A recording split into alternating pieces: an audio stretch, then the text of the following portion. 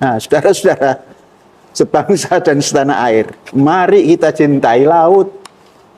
Mari kita melaut. Mari kita membuat kapal sebesar-besarnya untuk mengisi Indonesia Raya ini. Tanamkan, aku pelanjut nenek moyangku, pecinta laut samudra biru. Minimal itu. Mari kita melaut bersama-sama untuk menggali, untuk mengambil, untuk Indonesia Raya hasilnya. Jayalah Indonesia. Jangan hanya sampai tahun 45, 1000 tahun minimal. Nah itu. Mencintai tanah air Indonesia dengan membangun pendidikan dan ekonomi bersama. Assalamualaikum, merdeka. Waalaikumsalam, merdeka. Temanya itu yang kedua nih, mencintai tanah air Indonesia dengan membangun pendidikan dan ekonomi bersama. Tapi sebelum itu, izinkan saya mengucapkan selamat hari ulang tahun TNI ke-79. TNI tahun ini dengan tema TNI Modern Bersama Rakyat Siap Mengawal Sukses Kepemimpinan Nasional untuk Indonesia Maju. Temanya bagus ya, Alhamdulillah bagus. Jadi untuk Indonesia Maju, gimana menurut saya? Ya, bukan sekedar mengawal Indonesia maju. Ya. Mengawal Indonesia abadi. Itu namanya tentara nasional. Ya.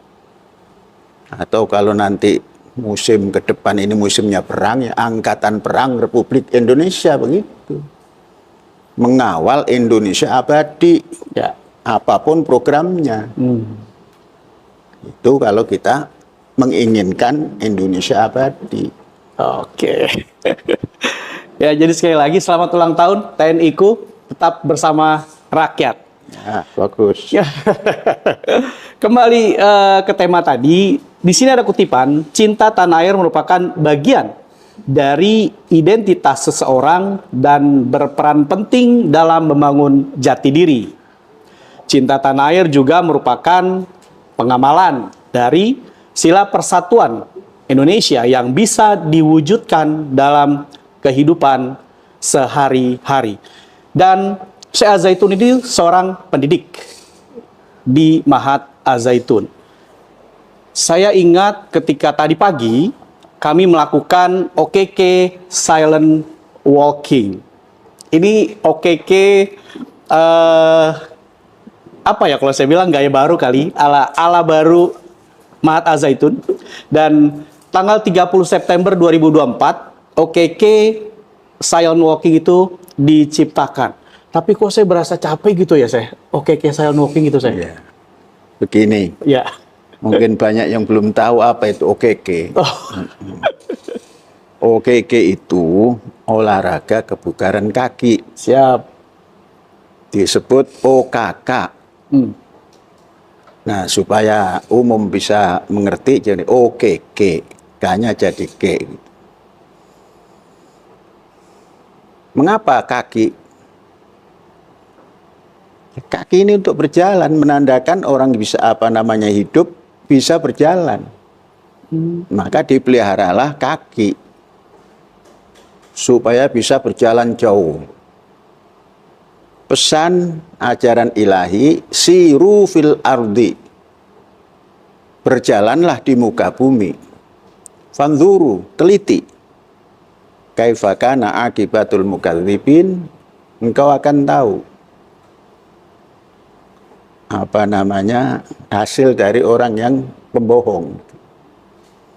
Nah, jadi OKK kita lakukan tidak sekedar untuk olahraga, tapi adalah kita lakukan agar kita bisa berjalan di muka bumi ini dengan memperhatikan lingkungan, sehingga kaki kita sehat, otak kita sehat, badan kita sehat. Itu tujuan OKK. Maka kita usahakan jalan kaki itu tatkala pagi kah kita ambil waktunya atau sore kah, kita usahakan silent atau bidunil kalam, tanpa bicara. Jadi peralatan apapun nggak dipakai, kecuali jam,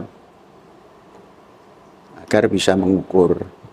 Dan nggak capek, karena itu memang konsentrasi. Ketika kita berjalan, sambil meninggalkan bercerita sambil jalan, meninggalkan teriak-teriak, hanya mata digunakan untuk memandang kanan kiri, depan, pikiran, nanti ada ilham masuk. Apatah lagi kalau kita jalan di kampus kita, kanan kiri, sawah, hutan. Ya. Jadi kita bisa berpikir, kita bisa bertanya pada tanaman yang kita tanam. Karena dengan tidak terasa 25 tahun, 30 tahun, tanaman yang kita tanam itu sudah layak kalau ingin menggunakannya untuk bangunan-bangunan atau untuk yang lain, sambil kita menanam ulang. Jadi OKK, silent OKK itu bermanfaat besar.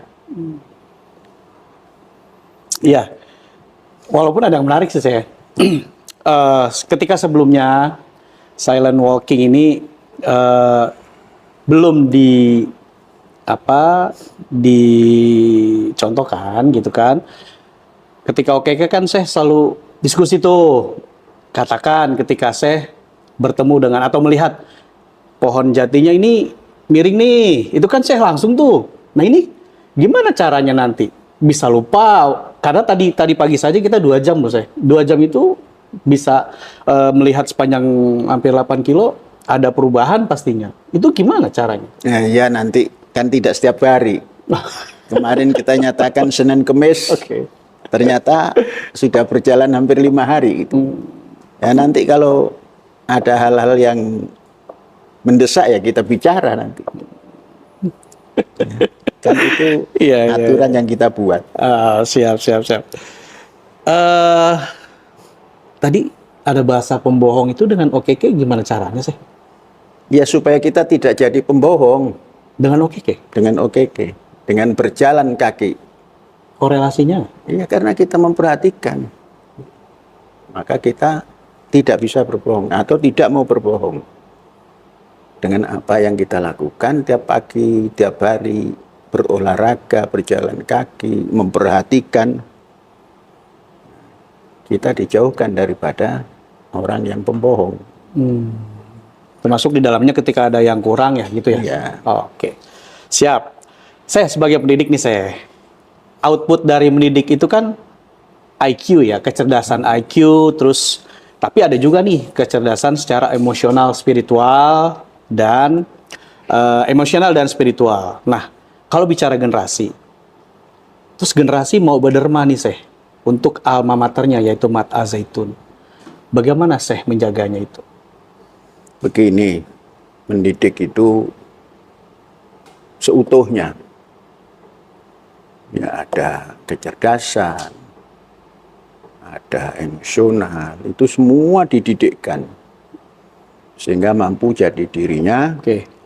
Dan jangan terlalu menginginkan anak didik itu kemudiannya nanti ikut memperhatikan alma maternya. Andainya ada yang tidak memperhatikan alma maternya, enggak apa-apa. Tapi dia menjadi dirinya itu dari alma mater itu. Jadi jangan terlalu diharap harus semua kembali ke alma mater, jangan. Kembalilah kepada Indonesia Raya.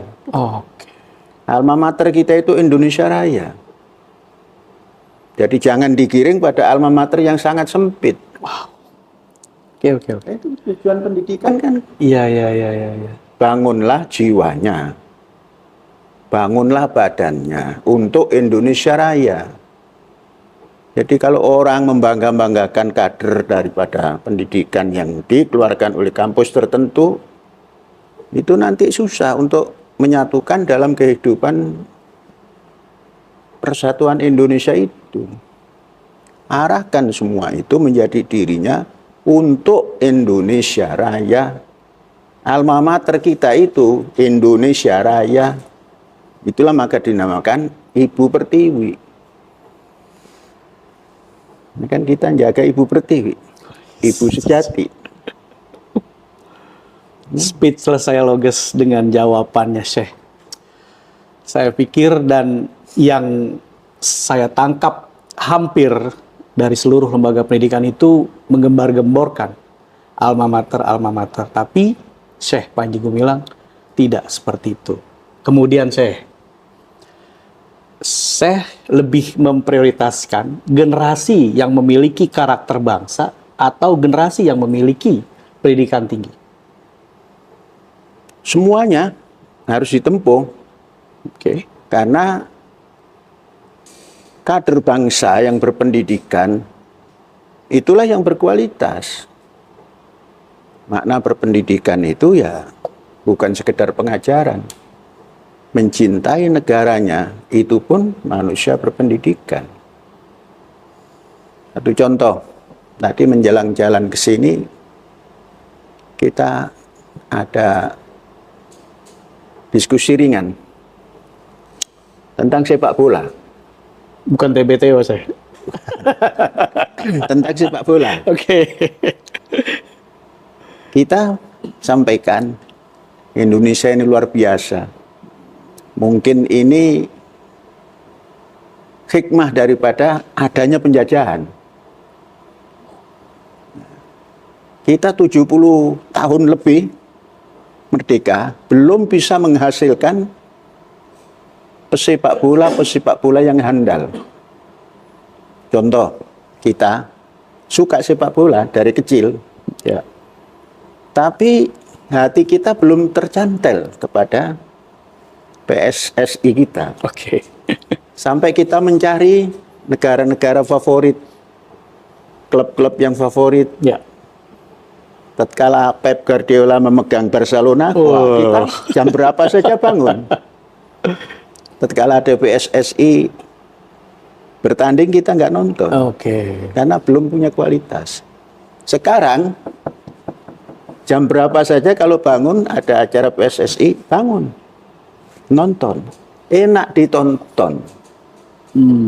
Walaupun ada orang yang mengatakan, Naturalisasi itu kan kebanyakan. naturalisasi. Bukan. Bukan. Itu bangsa Indonesia yang kececer di mana-mana, dipanggil. Oke. Nah, itulah yang namanya persilangan itu. Jadi anak-anak kita Indonesia yang datang dari negeri Belanda ke Indonesia, itu darahnya minimal 25%. Oh. Jadi bangsa Indonesia yang 25%. Hanya tukar paspor saja. Coba, betapa hebatnya. Kita tidak mendidik, tidak apa. Di dalam olahraga tahu-tahu membangkitkan. Sehingga ini pecinta bola itu luar biasa mendengungkan lagu. Indonesia tanah air beta. Sudah melanglang buana itu lagu. Wow. Kemudian pecinta-pencinta Garuda, Ya. klub Garuda kita ini, Ya. di mana saja ada pertandingan penuh. Nah, ini contoh. Untuk Indonesia Raya itu begitu, dengan cara macam-macam. Jadi, simpul dari diskusi ringan tadi, sekarang bangun jam berapa saja ada manfaatnya, karena ada pertandingan Garuda melawan apa. Dulu nggak mau bangun itu. Kecuali kalau Barcelona. Oke. Barcelona sudah nggak tampil lagi, sekarang Manchester City. Manchester City. Oh, karena ikut Ya, Pep karena Guardiola. ada Pep Guardiola. Oh, oke. Sekarang kita tinggalkan semua itu. Kita tinggalkan.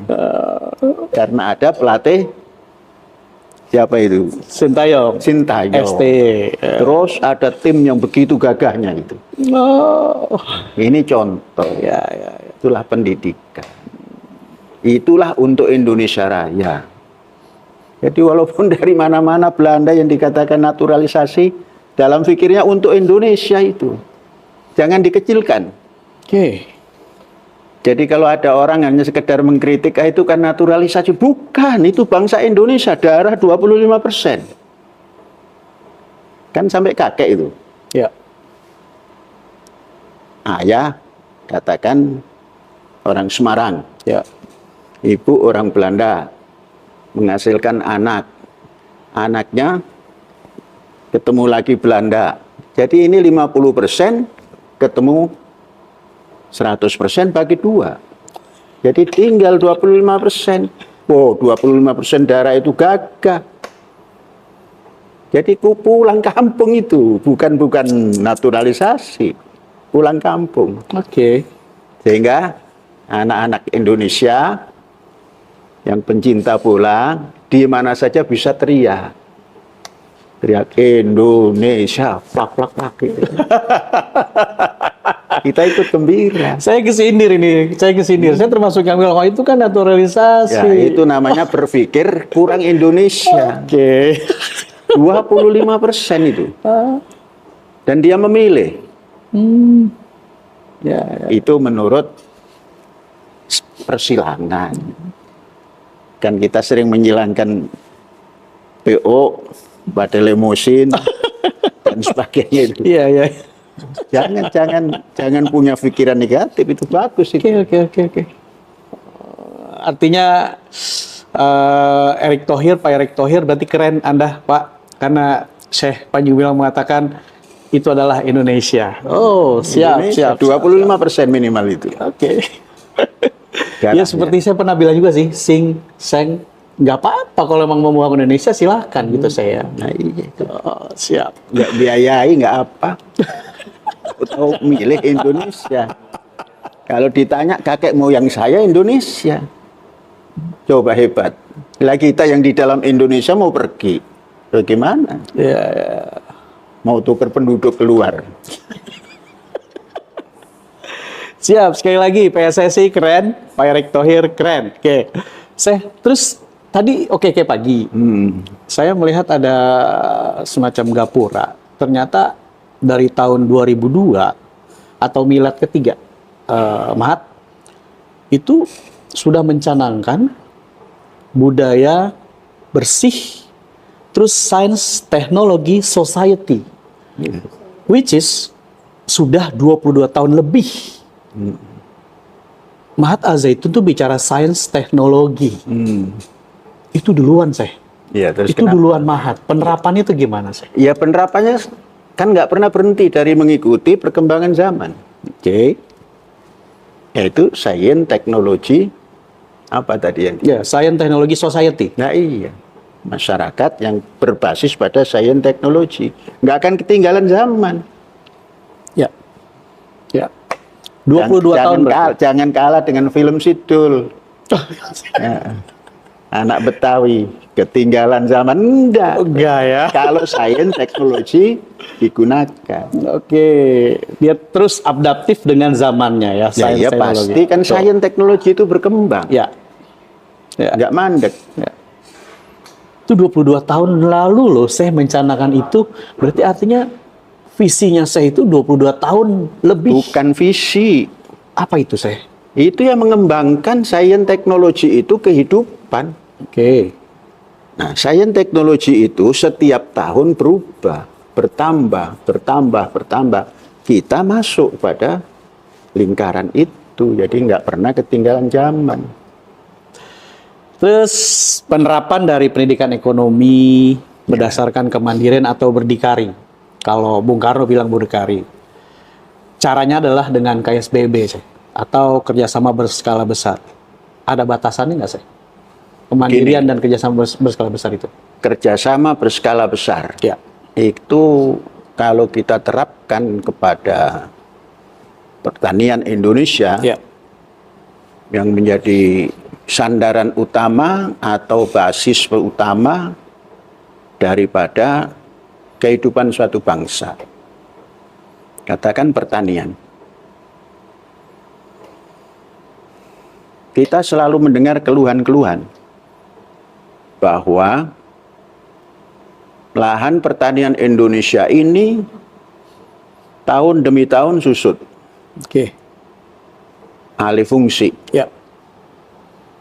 Kalau ini terus nggak dibikinkan sistem untuk menjaganya, ya akan sirna. Dan tatkala sirna, Ya. yang namanya lahan pertanian, maka susut kehidupan. Nah, maka diadakan kerjasama berskala besar itu antara negara, yang di situ ada pemerintah, bersama rakyat. Nah, apa kerjasamanya?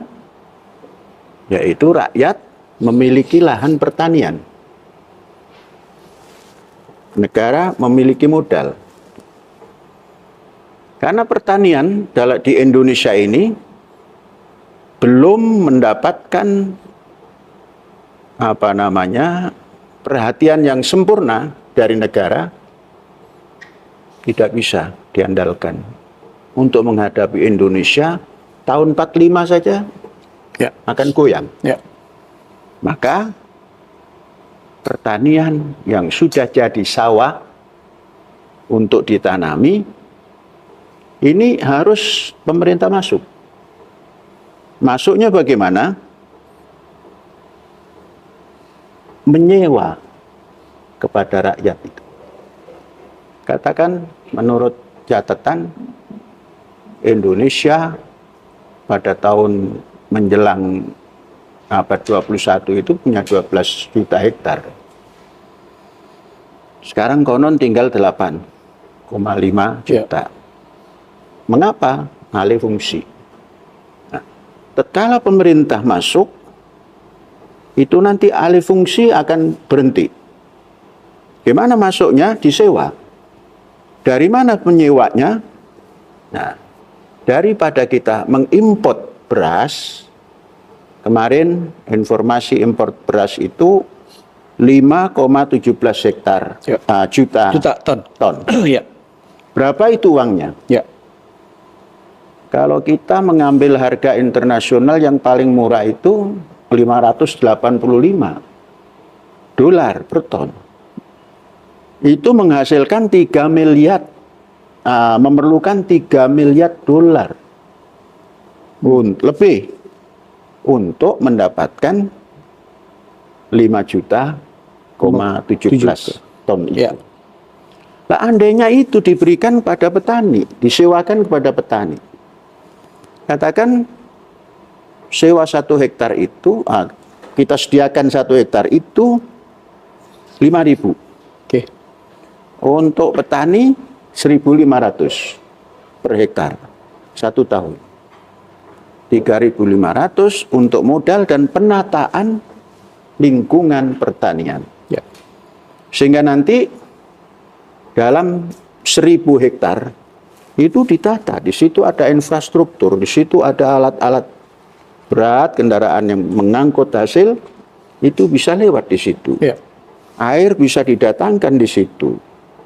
Entah itu pakai pompa atau yang lain-lainnya.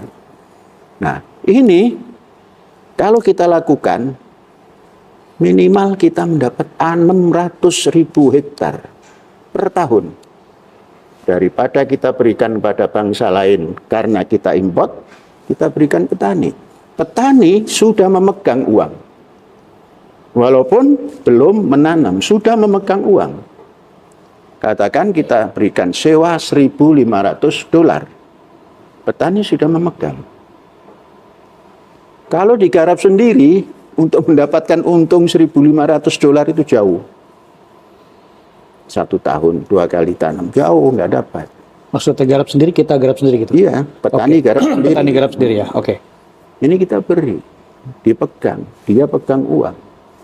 Hidup perekonomian di desa bergerak karena sudah ada uang.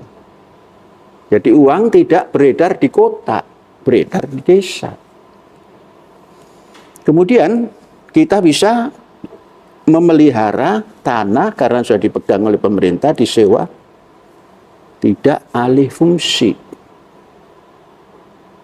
Kemudian hasil akan berlipat karena ditangani secara profesional. Ada jalan. Betapa banyaknya hasil pertanian itu hilang karena jalan menuju jalan besar raya, jalan raya itu tidak ada. Di lingkaran 1000 hektar itu nggak ada jalan. Oke. Kemudian panen. Kita gunakan alat yang bisa langsung diantar ke truk pembawa hasil. Itu dalam katakan 5 tahun. 5 tahun kita sudah bisa menyewa 600 kali 5, 3 juta hektar. Jangan dulu berpikir mencetak. Karena mencetak itu banyak yang kita korbankan. Ini milik petani ini. Kita sewa pemilik lahan ini. Nah, kemudian dalam 5 tahun itu mendapatkan sewaan tanah dengan asumsi setiap tahun kita mengimport 5,17 juta ton itu. Mendapat 600 kali 5, 3 juta hektar sawah yang sudah eksis. Di Jawa saja 3 juta itu ada. Berapa dia punya hasil 3 juta hektar itu? Kalau ditangani secara baik, pertanian di Jawa ini 1 hektar bisa menghasilkan beras antara 5-6 ton. Kalau terus diberikan penataan yang bagus, bisa 6 ton. Sampai ke 6,5 ton. Jadi, kalau kita ambil 1 tahun 2 kali menghasilkan 13 ton, kalikan 600. 13 ton kali 600 berapa itu? Tahun keduanya kita mempunyai 1.200.000. Katakan sampai ke 5 tahun memiliki 3 juta sewaan ke petani. 3 juta kali 13. Berapa itu? 39. Berapa itu? 39 juta. Ya. Nah, berapa keperluan bangsa Indonesia makan? Bangsa Indonesia memerlukan pangan itu ukuran besar ya, per orang atau per kapita rata-rata 0,12. 0,12 ton. Oke. Maknanya berapa tadi? 39 juta. 39 juta Ya. kali 0,12 berapa itu? Coba 39 juta dibagi 0,12. 325. 325 juta. Ya. Sekarang kita hitung penduduk Indonesia. Hari ini 280, 10 tahun kemudian, katakan 20 tahun kemudian, tahun 45, itu penduduk Indonesia kurang lebih 350. Keperluannya 42 juta ton. Dibagi 13. 3.230. 3.250 hektar saja. Sampai 2000. Sampai tahun 45. 100 tahun Indonesia. Nah iya. Oke. Mengapa susah-susah? Mengapa uang kita berikan ke Vietnam? Oke. Mengapa uang kita berikan ke Thailand? Mengapa uang kita berikan ke Kamboja? Berikan petani. Tatkala itu sudah digarap, petani-petani gurem istilahnya, atau petani buruh, itu bisa bekerja di tanah sewaan negara ini. Petani memegang uang 1.500 per hektar. Kemudian ikut bekerja. Mengapa ini tidak ditempuh? Nah, kalau kita umpamanya 1 tahun dengan standar mengimport 5,17 tadi Ya. juta, Ya. tiap tahun umpamanya itu mendapatkan 600, 10 tahun 600.000 kali 10, 6 juta. Iya, 6 juta. 6 juta itu dikalikan 13.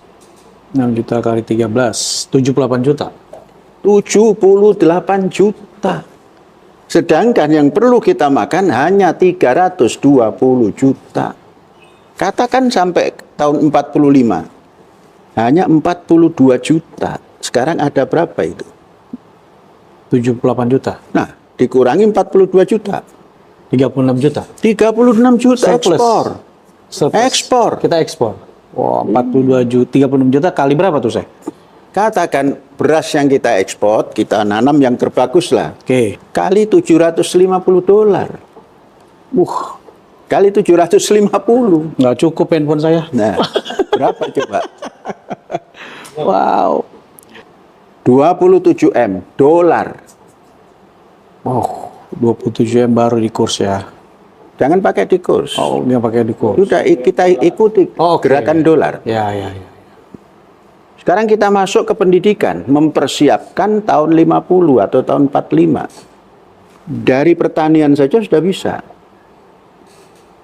Yang lain-lainnya silakan untuk makan. Kemudian mengapa yang kita ekspor itu hanya 36? 42 juta Ya. itu kita peruntukkan di dalam. Itu dapat uang lagi. Beras yang bagus. Katakan, hitung. 750 dibagi 1000 Oke. 0,75 kali 15.000. 11.250. Kita bisa menjual ke rakyat 11.250 plus keuntungan yang jual 10%. 13.000 beras nomor 1 di dunia yang kita tanam. Gloria. Ya. Beras yang kita namakan apa? Gloria. Gloria. Gemah Limpah Lujinawi Republik Jinawi. Indonesia Raya. Republik Indonesia Raya. Oke deh. Rakyat bisa membeli harga yang pantas, dapat lagi uang kita. Negara dapat lagi. Kemudian dapat dari luar negeri. Untuk membiayai pendidikan. Ya. Jadi pendidikan mandiri yang biayai. Apa susahnya? Ya. Indonesia ini makmur. Maka itu yang namanya nikel, yang namanya batu bara tutup dulu, jangan digunakan. Digunakan untuk nasional saja. Terus ke depan kita perluas. Andainya tanah milik petani ini sudah tidak ada, baru kita membuka lahan. Nah, mari kita melihat atau berpikir. Ya. Penduduk Indonesia dari merdeka, katakan penyerahan kemerdekaan tahun 50 ya. Ya. Sampai tahun 50 ke depan, 100 tahunnya. Ya. 2050. 2050. Ya, penyerahan kan. Ya. Ketika penyerahan itu penduduk Indonesia 70 juta. Nanti tahun 50 penduduk Indonesia itu jumlahnya 350 juta. Ya. Berapa persen itu? Ya. 500%. Apakah kita tidak khawatir 100 tahun kemudian penduduk Indonesia ini berkembang seperti 100 tahun merdeka ini? Berapa itu? Tahun kedua aja sudah miliar-miliar itu. Ya. Maka kita atur. Harus mengatur bangsa Indonesia, harus sadar diri, mengatur diri. Kalau tahun pertama, 100 tahun pertama, itu penduduk Indonesia 350 juta, maka boleh nambah, jangan 500%, 100% saja. Maka penduduk Indonesia tahun 2250 itu penduduknya 700 juta. Kalau nambahnya 100%. Terus sampai 1000 tahun. Tahun 2150 menjadi tahun 2050 700. Ya. 350. Tahun 2150 nambah 100 menjadi 700 juta. Kemudian turun lagi nanti. Tahun ketiga 100 tahun ketiga nambah 90%. Nambah lagi nanti 80%, nambah lagi 50%, nambah lagi sampai tertekan pada 1000 tahun ke depan itu hanya nambah 1,5% dalam 100 tahun. Nah, ketika itu 3050 penduduk Indonesia 10 miliar lebih. Makanya dari mana? Nah, makanya tetap dari tanah air Indonesia. Kalau kita buka catatan luasan lahan Indonesia, tanah, itu ada 190 juta hektar. Nah, tatkala penduduk itu mencapai 10 miliar, itu kita memerlukan lahan kurang lebih 90 juta hektar. Padahal kita punya tadi kurang lebih 12. Ya. Bagaimana? Nah, itulah baru kita mencetak. Dan tanah ada. Jadi jangan dicetak sebelum tanah pertanian milik rakyat ini bisa dimaksimalkan. Nanti kita mencetak dari hasil sewa tadi. Dan sewa ini kita yakin nanti rakyat itu lebih senang disewakan pada negara daripada digarap sendiri. Ya. Nanti negara bisa memaksimalkan. Kalau sekarang hanya hasil katakanlah 10 digarap oleh rakyat, garap sendiri, nanti kita hasilkan sampai setinggi-tingginya. Maka nanti kalau 91 juta itu katakan anggarannya 91 juta hektar, kalau sains teknologi masuk, jangan-jangan hanya separuhnya. Maknanya untuk kehidupan lain-lain ada 100 juta lebih. Katakan untuk kota, untuk perkebunan yang lain. Dan inilah nanti Indonesia bisa jadi sumber pangan bangsa-bangsa di dunia. Seluas itu ya saya. Seluas itu. Nah, iya. Saya nggak takut saya dicontek pemikirannya. Ya nggak apa-apa. Nggak apa-apa ya. Ini namanya gagasan ini. Nah, untuk mempersiapkan itu, bangsa Indonesia ini harus berani membiayai generasi muda. Bukan dengan uang. Membiayai generasi muda adalah dengan pendidikan. Dan harus wajib belajar. Kalau sudah wajib belajar, itu diberikan fasilitas penuh kepada pelajar itu. Katakanlah usia 12 sampai 24, bangsa Indonesia sampai dengan tahun 50, yang 350 tadi, juta, katakan 8,5% daripadanya. 8,5% kali 350 berapa itu? 350 kali 8,5%. Ada 29 tidak? Ya, 2,9. Nah, ya. 29 juta. Ya, betul. Anak Indonesia umur 12 sampai 24.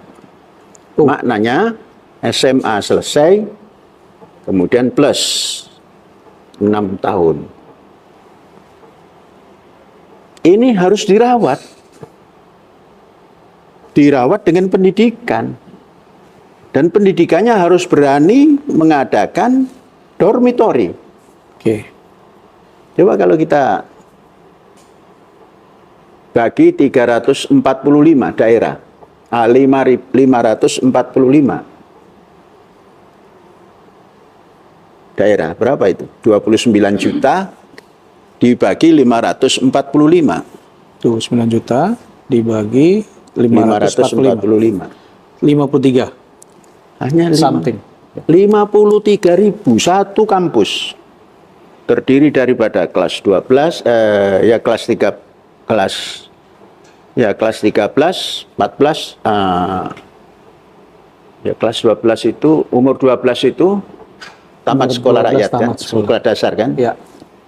Artinya kelas 1, kelas 7, Kelas 7. 7, 8, 9, 10, 11, 12, ditambah 6 tahun lagi. 50 berapa tadi? 53.000. 53,211. 53.000, betul. Kemudian setiap daerah mempersiapkan lahan. Nggak usah luas-luas. Katakan 2.500 meter kali 2.500 meter. Berapa hektar itu?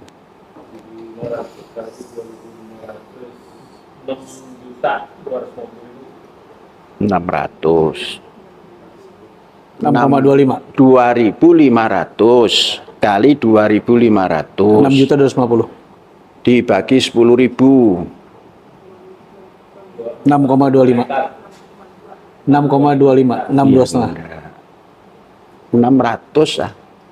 625. 625 hektar. Lengkapkan 1.000 hektar. Kemudian bangunan kampusnya jangan seperti yang hari ini ada. Sekolahnya 2.500 meter, kemudian lantainya hanya 2 lantai, 3 lantai. Banyak sekolah, banyak menyebar, repot. Dibuat 12 lantai, satu bangunannya. Terkonsentrasi. Terkonsentrasi. Oh, oke. Katakanlah seperti Al-Zaitun. Oke. Al-Zaitun itu masih belum layak. Cuma 6 lantai. Oh. Kalau mau 6 lantai ngabis-ngabisi lahan nanti dinaikkan. Kan penduduknya akan 10 miliar itu. Nah kalau nggak efisien menggunakan lahan, dititipkan ke Hong Kong nanti. Saya lebih suka dinaikkan, bukan suka. Itulah efisiensi. Lahannya kan tidak bertambah. Oke. Rakyatnya selalu bertambah. Iya. Seperti kampus Al-Zaitun itu bisa menampung 50.000. Sedangkan tadi keperluannya berapa ribu? 53. Nah, 53.000 tertampung. Ya, 53.000,12. Nah, berapa itu membiayai itu? Nggak sampai 1 miliar dolar. Nah, kalau 1 miliar dolar, umpamanya ini, untuk pendidikan, kali 545. Cuma 545 miliar dolar hasil daripada pertanian. Nanti di dalam kampus, itu jangan dididik seperti yang hari ini. Didiklah keperluan hidup. Itulah vokasi. Kalau yang namanya akademik itu, ya paling 10% lah. Supaya nanti bisa menempuh, bisa penelitian, mengeluarkan ilmu, membentuk metode, sehingga yang kerja bisa ikut metode. Itu nanti tugas akademik itu. Nah, semua nanti terdidik antara jiwa dan fisik tertata seimbang. Antara agama dan rasional seimbang. Antara penelitian yang akan mengeluarkan ilmu, antara menciptakan metode untuk membuat semua bisa bekerja berdasar metode itu. Inilah pendidikan yang akan ditempuh dalam tempat yang tersedia itu. Bayangkan, kalau penduduk muda, anak-anak muda atau rakyat muda terdidik di dalam kampus seperti itu, kita bisa mengenalkan Indonesia itu apa dan bagaimana, kita bisa tahu. Dasar negara itu apa dan bagaimana. Undang-undang dasar negara ini apa? Dididikkan hari-hari. Fisiknya ditata, rohaninya ditata, keagamanya ditata, rasionalnya diimbangkan. Inilah kita akan punya makna dengan hidup berdasar Pancasila. Gitu. Wow. Kalau Log News hari ini bikin polling Presiden Republik Indonesia, jangan-jangan saya Panji Gumilang. Saya kan pendidik ya, saya kan pendidik nih, gitu kan. Terus kalau bahasa saya sih jauh dari Jakarta, mikirnya tuh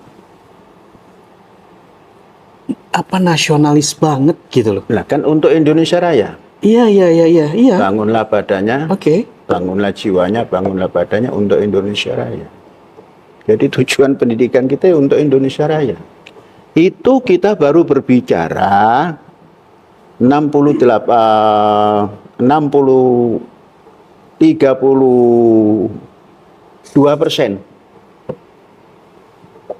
Indonesia, yakni daratannya. Bagaimana dan lautannya? Itu tadi baru dari daratan bisa menghasilkan subhanallah. Sekarang lautannya 68%, kalau tidak 75%. Ya. Sudah ditata belum? Sudah ada yang berani masuk laut belum? Kalau nanti sudah masuk pendidikan seperti tadi, laut ini terisi, terkelola ya. Oh, coba. Sehingga karena ada kapal bolak-balik. Contoh ini, coba tengok peta belakang ini. Ya. Itu berapa kekayaan ikannya itu. Sekarang belum ada yang nangkap. Hanya kapal kecil. Mengapa Indonesia tidak memiliki kapal ikan yang besar? Karena takut. Nelayan ini takut. Takut tidak dapat subsidi minyak. Yang dapat subsidi itu kapal yang kecil-kecil itu. Yang tidak bisa menghasilkan yang signifikan. Kekayaan yang begitu banyaknya tidak dikelola dengan sebaik-baiknya karena hanya kapal kecil yang orientasinya ingin dapat subsidi. Nah, maka pemerintah harus merubah. Kasih subsidi semua yang berlayar di laut. Supaya bisa mengambil isi perut laut. Ya. Bandingkan dengan darat. Darat semua dikasih subsidi minyak. Mobil besar. Mobil kecil. Motor. Sepeda motor. Mainan motor. Dikasih subsidi. Makanya semua senangnya di darat. Yang laut, yang kecil-kecil kasih subsidi. Maka yang besar nggak ada yang tampil. Coba sekarang. Kurangi sedikitlah subsidi darat. Subsidi laut, kasih semua. Bayangkan, kalau kita punya berapa seluk itu. Ada Selat Sunda. Itu tidak ada perahu yang jaga ini. Selain angkatan laut. Nah, kalau angkatan laut sedang rehat, terus ada kapal masuk, nggak ada yang tahu. Selat Sumbawa, Selat Makassar, Kurus Timur, Selat Malaka. Coba kalau itu diisi oleh nelayan yang berperahu besar, katakanlah minimal 1000 GT. Tidak ada yang masuk ke lingkungan wilayah laut Indonesia. Orang-orang asing sungkan, udah nggak berani. Dan laut kita ini tempat tinggal ikan seluruh dunia masuk sini. Mengapa? Karena laut kita ini laut hangat. Tidak kenal beku. Ya. Beku di New Zealand lari. Mau masuk Indonesia. Beku di Rusia lari. Beku di Eropa lari. Maka orang-orang dari luar negeri sering datang ke sini. Mengapa? Menuntut itu lauk saya yang sedang lari gitu. Dan kita sendiri tidak punya kapal penjaga laut. Nah itu. Ya, Coba, ya. kalau sudah kita combine. Lautnya iya, daratnya iya. Tidak usah gali tanah. Tanah Indonesia nggak usah digali, tanami ulang. Digali itu maknanya diambil batu bara. Ya. Diambil nikel. Ya. Nikel kita beli saja. Jual ikan. Oh. Batu bara kita beli, jual dedak. Ya, dedak itu pecahan beras itu. Bisa untuk membeli nikel, bisa untuk membeli minyak. Minyak kita simpan. Dan itu tidak terlalu lama. 10 tahun, 25 tahun, oke.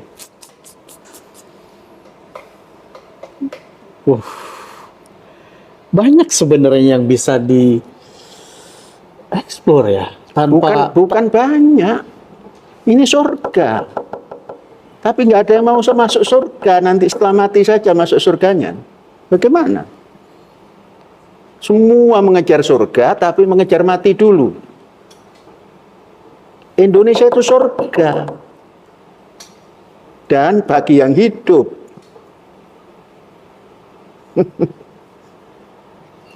Jadi kalau berpikir masuk surga tatkala hidup, inilah Indonesia. Lalu makanan semua tersiapkan. Kan kisah surga itu jannatun tajri min tahtihal anhar. Nggak pakai dibuat itu. Ada semua sudah. Wow. Nggak perlu gali, logers. Nggak perlu. Ya cukup jual ikan, jual dedak. Itu biasa ya. Nah sekarang masuk pesantren sampai tamat tafsir ini, tafsir itu. Kemudian gali tanah. Untuk mencari arang batu atau batu bara. Syekh, 20 Oktober 2024 Presiden terpilih. Apa itu Oktober itu? Pelantikan pelantikan, Presiden Prabowo Subianto nih, Syekh. Ternyata banyak irisan loh, Syekh. Kalau saya baca ya, ada 7 program. Banyak irisan dengan gagasan dan program Syekh. Bila itu dapat membantu mensukseskan program pemerintah nantinya, di mana posisi Mahat Az-Zaitun selain sebagai lembaga pendidikan yang mandiri dan Mahat Az-Zaitun yang sudah melaksanakan serta sedang membenahi ekonomi biru. Di mana posisinya? Dua-duanya, ekonomi hijau, ekonomi biru, ekonomi pendidikan, pendidikan ekonomi. Masuk. Gimana caranya? Ya kalau yang gampang itu pendidikan yang ada, ditingkatkan. Oke. Supaya menjadi science technology society-nya itu semakin tinggi. Nah, selepas itu menjamah ekonomi hijau dan menjamah ekonomi biru. Kalau ekonomi hijau setengah biru juga kita buat, tapi itu menggunakan lahan. Mending ekonomi biru. Tanpa pelihara anak ikan, tanpa dipelihara, lokasinya sekuat tenaga kapal kita. Nah, masuk situ. Maka kita punya program ya, mudah-mudahan sampai 2045 atau 50 kita punya kapal besar kecil 50 lah. Berarti sekira 21 tahun lagi. Ya nggak usah dihitung lah. Yang penting pada ujungnya dapat gitu. Oke. Kemarin saya ngobrol dengan alumni. Terus dia nanya ke saya, Syekh itu temennya banyak ya, Syekh itu sahabatnya banyak ya, pejabat-pejabat, bahkan sampai presiden. Dan nantinya Presiden Prabowo Subianto itu dalam satu kegiatan, saya pernah mendapatkan satu informasi, itu pernah satu acara dengan Syekh. Arti sahabat atau pertemanan untuk Syekh apa sih? Ya, sama-sama berbuat untuk kebaikan. Sama-sama Bersama berbuat untuk kebaikan. Nah, kebaikan itu karena kita Indonesia, ya untuk Indonesia. Kalau didetailkan saya, masih ingat siapa aja yang menjadi tanda petik sahabat saya? Ya banyak. Banyak. Kan persatuan Indonesia itu seluruhnya. Oke. Jangan dipilih-pilih.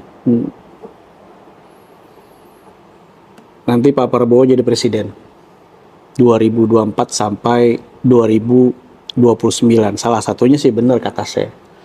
Sawah, seperti ingin membangun sawah abadi. Ya, cuma bahasanya 7 program Pak Prabowo itu mencetak sawah baru. Itu benar sih. Nah, kalau sudah diyakini benar kan tinggal melaksanakan. Tapi alangkah bagusnya kalau sawah yang sudah jadi ini, Ya. yang milik rakyat itu Ya. disewa. Sewa aja ya. Disewa Oke. dengan memberikan imbalan yang melebihi hasil bulanan, hasil tahunannya. Oke. Tadi itu kita bayangkan $1.500 cash, megang uang di depan. Ya. Setelah 12 juta milik rakyat itu sudah tersewa semua, baru mencetak, punya modal. Terus kemudian kita bicara 25 tahun ke depan ya, Syekh.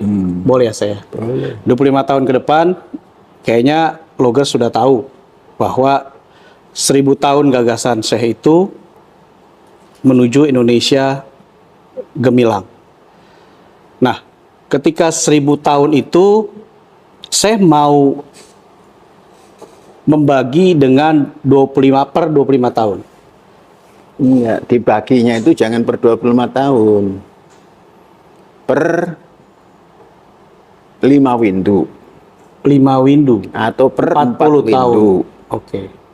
Kalau per 4 windu, 8 kali 4, 32. Kalau 5 windu, 5 kali 8, 40 tahun. Mengapa harus windu? Kaitannya kan dengan pemegang kekuasaan negara. Hari ini kita rasakan para pejabat negara yang menjadi pimpinan tertinggi kan dikasih waktu cuma 5 tahun. Ya, ya. Alangkah bagusnya kalau ke depan itu 1 windu. 1 periode itu 1 windu. 8 tahun ya. Dan boleh diulang 1 kali lagi, berarti 2 windu.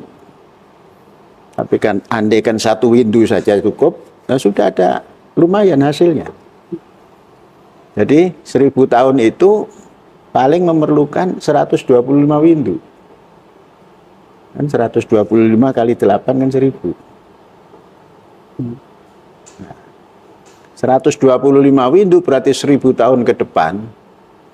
Kalau dijabat 1 orang per 1 windu, 125 generasi yang menjabat.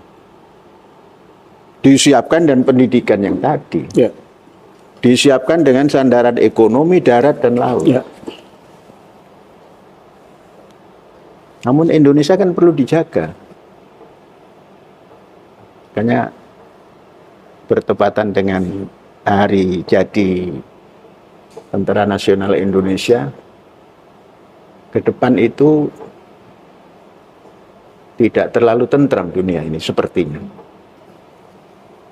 Akan terus bergulatan. Berkecamuk ya. Berkecamuk. Ya. Dan berkecamuknya luar biasa. Bukan dengan senjata yang bisa diukur ringan-ringan. Ya. Maka tentara nasional kita ini dikembalikan ke tentara angkatan perang lagi itu. Karena revolusi dulu kan angkatan perang. Ya. Angkatan Perang Republik Indonesia APRI. APRI, ya.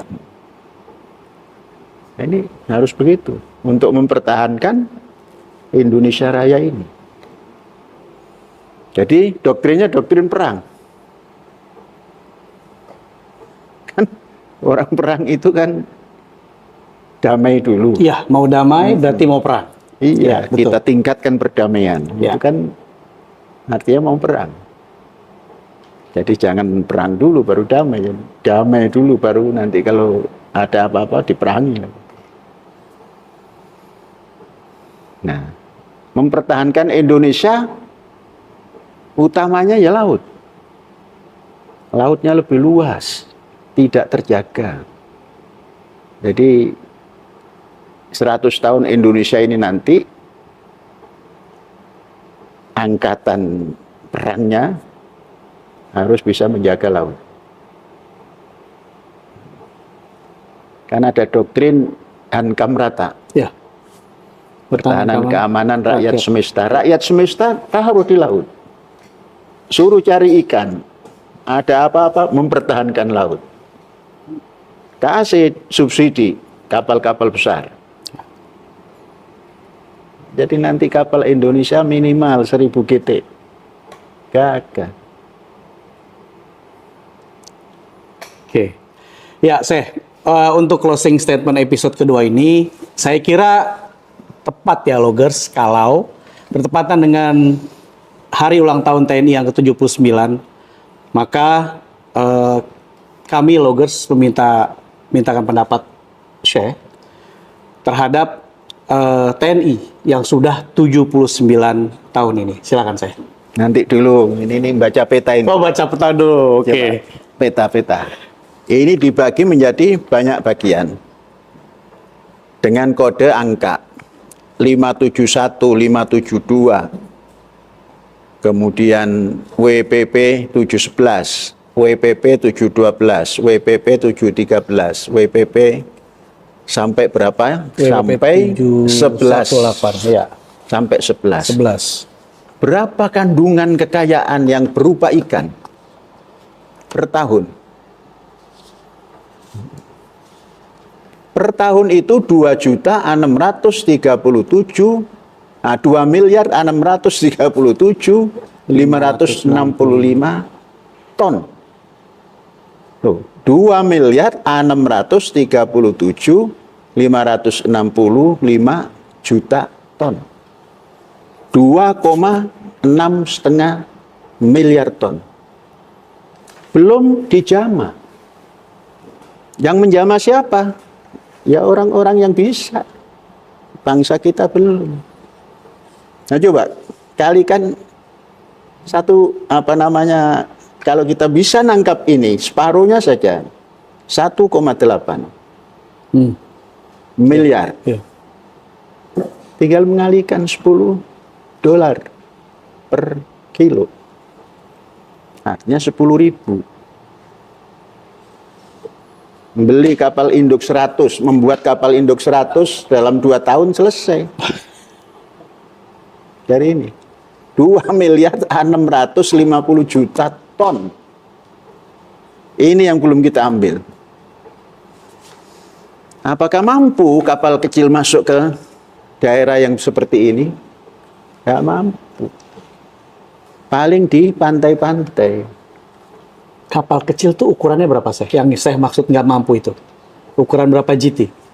Ya yang dijalankan nelayan-nelayan kecil itu. Oh, oke. 60, 100, 200. Yo. 1.000 yang bisa tinggal di tengah laut berbulan-bulan dengan peralatan yang sophisticated. 1000 GT? Ya minimal. Ada ABF. ABF itu yang untuk mendinginkan 0 minus 60 derajat. Setelah itu 8 jam diangkat. Masuk ke pendingin 17 derajat. Itu mau berapa bulan di tengah laut kuat. 1000 JT itu hanya mampu muat paling banyak 1000 ton. Ini tadi berapa juta ton itu? Miliar Ya, ton. miliar. 2,6 miliar. Nah, kalau di Indonesia ini ada 1 juta nelayan, kemudian punya kapal besar minimal 1000 ton, 1000 GT, JT. berapa itu? Paling tidak bisa mengangkat 2 miliar per tahun. Dan itu hidup sendiri, nggak pakai kita kasih makan. Ya, ya. Karunia ilahi. Nah, kalau kita semi blue ekonomi, Ya. ngasih makan, nyiapkan lahan. Nah, saudara-saudara, sebangsa dan setanah air, mari kita cintai laut. Mari kita melaut. Mari kita membuat kapal sebesar-besarnya untuk mengisi Indonesia Raya ini. Tanamkan, aku pelanjut nenek moyangku, pecinta laut samudra biru. Minimal itu. Mari kita melaut bersama-sama untuk menggali, untuk mengambil, untuk Indonesia Raya hasilnya. Jayalah Indonesia. Jangan hanya sampai tahun 45, 1000 tahun minimal. Nah itu.